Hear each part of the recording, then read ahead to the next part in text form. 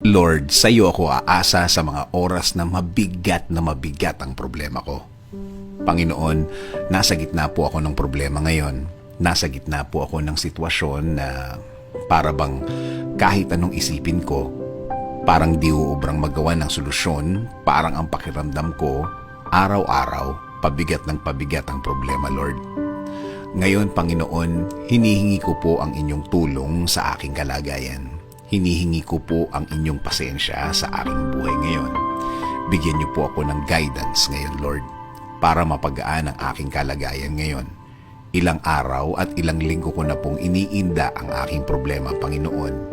Apektado na ang aking buhay, lalong-lalo na ang aking trabaho. Kayo na po ang bahala sa akin. Alam kong hindi po ako mabibigo tulad ng dati, dahil alam kong tutulungan niyo po ako. Tutulungan niyo po ako ulit.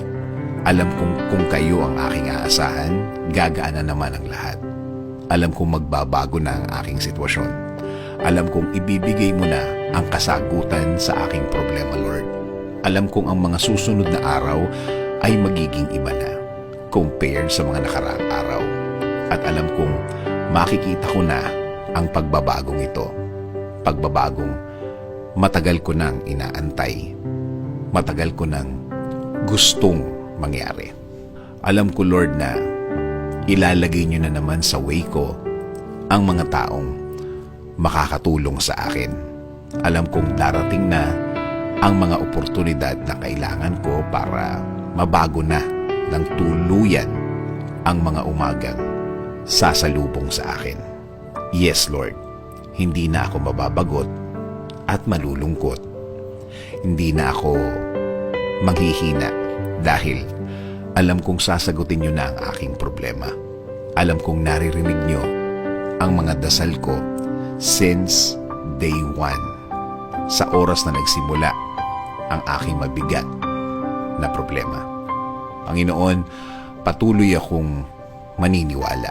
Kakapit and I will keep the faith.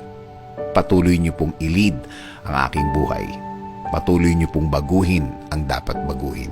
Patuloy niyo pong i-bless ang aking buhay at buhay ng aking pamilya. In Jesus' name we pray. Amen. Sabi nga sa Joshua 1:9, "Have I not commanded you? Be strong and courageous. Do not be afraid. Do not be discouraged. For the Lord your God will be with you wherever you go."